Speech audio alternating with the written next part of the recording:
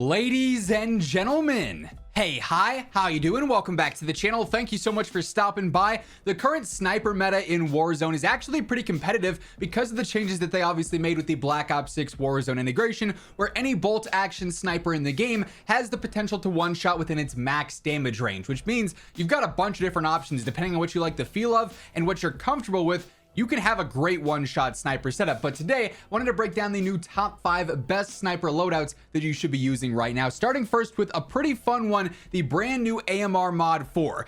You could definitely, argue for maybe a different one here in the number 5 spot, but this is a new one. I wanted to feature it, and quite frankly, it's surprisingly good. Even though it's not a bolt action sniper, it does actually one-shot within its max damage range, which is kind of interesting. Not sure if that'll get updated in the future or what, but as it stands right now, this thing has the damage. It has a lot of view kick though. That's the one thing that's really limited it from being, number 4, 3, 2, 1. You shoot this thing once, you were looking at the sun, you're looking at the moon, whatever's up there, maybe Santa flying by, right? Like, the view kick's crazy on this thing, but it's also very powerful. So flip over to the face cam here so we can see all the attachments. I do just go for the standard muzzle brake. You can see I actually have an ideal loadout for this setup, and I'm not even max level on the yet, which is super convenient. Anytime you can get the ideal meta setup for a gun without having to go through and level it all the way to the max is solid. That said, outside of muzzle brake, for the better control here, ported compensator would also be really good too for its first shot recoil control, then also the vertical recoil control too. So if you do level it up and get it to 37 out of 39, you could switch over to that, but muzzle brake is going to be a great choice too. Better reset speed, and then also better first shot recoil too, of course. Long barrel here, obviously super important because this is going to impact our damage range. 106 meters effective one-shot range there to the head. That's fantastic.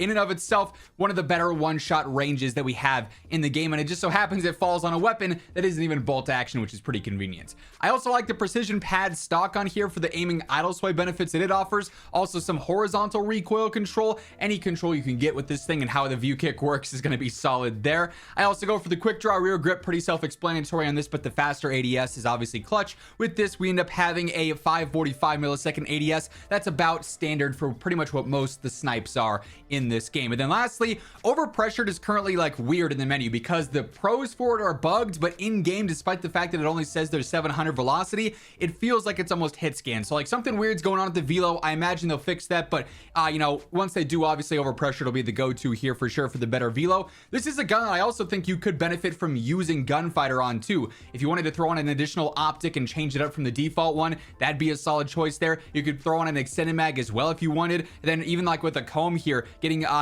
something like balanced on here for better movement across the board could be a really good choice too. So you could upgrade this even further if you want, but even just as a standard setup here, this ends up working really, really well. Next up here, number 4, we've got the Victus XMR from MW2. I'm still so surprised that an MW2 sniper is as good as it is, but this is another one that's got a great effective one-shot range, and its overall feel is just really nice as well. Definitely one of the better heavy snipers in the game as it stands here. So first up for the optic, I don't like the default scope here, a little bit too zoomed in for me. On weapons where the SPX 6.6 times is available, I do really like this one a lot. It's one of my favorite scopes from the past couple of years. It is a dual zoom as well, which is nice. So maybe on some resurgence gameplay, you use the 6.6 times more. Maybe on big map, you use the 11 times, or you bounce back and forth depending on the gunfight you're in there. I also go for the Spirit Fire suppressor. In this case, it's going to act like the other suppressors and extend our range and our velocity. Then I also stack that with the Super Barrel. This also extends the range and the velocity. Then we also go ahead and use high grain ammo as well, which helps out the range and the velocity.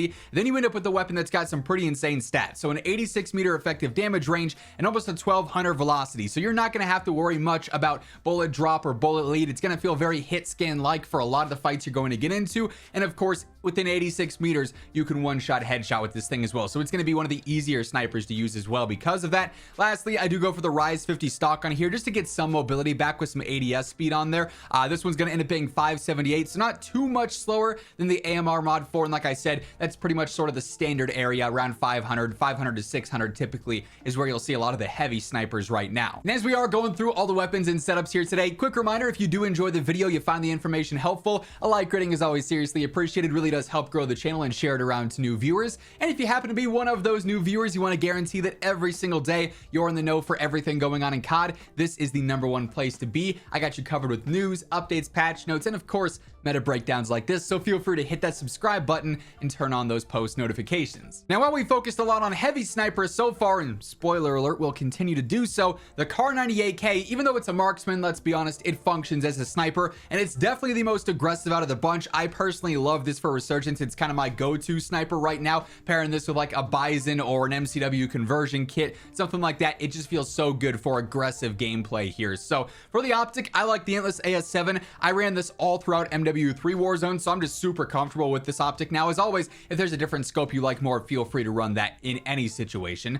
Spirit Fire Suppressor yet again to help out that range and that velocity. Surprise, surprise, the 7.62 long barrel is going to do more of the same, and we've got high grain on here as well for better range and velocity too. So that said, we end up with a 67 meter effective one-shot headshot range, which is really solid for aggressive sniping, and then a velo of 904, which is going to be just fine within that 67 meter damage range, right? On top of that, I do also go for no stock. This one's going to help out a ton with the mobility here, speeding up the ADS, the general movements, and make it a lot more aggressive. We end up with a 322 millisecond ADS, so way faster than every other sniper on this list. If you're truly a fan of aggressive sniping right now, the answer is the Kar 98K. Thing just feels so good. Then at number 2, I've got the Frostline, obviously one of our Black Ops 6 snipers. I personally just love the feel of the Black Ops 6 snipers in general. They have a balanced ADS, they have good one-shot ranges, they're very straightforward and easy to use, not much sway because of the updates they've made there over the past couple of meta breakdowns and meta updates that we've had recently. So the Frostline is just a fantastic kind of middle ground. It's not too slow, it's not super fast, but it has a decent effective one-shot range. So here for my muzzle, I'm just going for the basic suppressor, keeping me off the map, and that's it. Very straightforward, right? The long barrel here, also pretty straightforward, doing the max damage range extension there. So we got a 73 meter effective damage range, a little bit further out than that Kar 98K, which is certainly nice to have there. I go for extended mag 1 just because I don't feel like you really necessarily need a stock pad on here. If you wanted better idle sway, you could go ahead and use lightweight or precision on there. If you wanted to change up a scope instead of an extended mag, you could do that. You know, there are some stocks that are decent if you want some movement like balanced here, or if you're using gunfighter, you could stack this on there. Even for a laser, like target laser for the steadiness could be decent as well, but I like having the extra ammo on there personally, so that fits my play style nicely. Quick draw riser is going to be a standard one here for that better ADS speed. Of course, we're down to a 465 with this on there, so like I said, a little bit faster than some of those heavier snipers and not too far behind the Kar 98K. Then I also go for overpressured here, pretty standard as well. We're up over 1,000 velo with that on there, so 73 meter effective one-shot headshot, 1,000 velocity. You're going to be set there. It'll be a very straightforward, very easy to use sniper that I also think is a ton of fun. And then lastly here at number 1, I've got the LR762. I just think this is the most well-rounded sniper here. Might not have the crazy range of like a Cat AMR, but it also has a better feel to it in my opinion. You know, might not be spammable, but it's also really easy to use in terms of staying on target. So it's just doing everything I think the most consistently, hence why it's here at number 1. Gonna be a similar setup to the Frostline in all honesty. Again, just the basic suppressor to keep me off the radar. Long barrel in this case is going to extend the damage range out to 85 meters, so one of the better ones here in this video. Obviously that's the only option you really want to be using here for a barrel, factoring in that one-shot headshot range.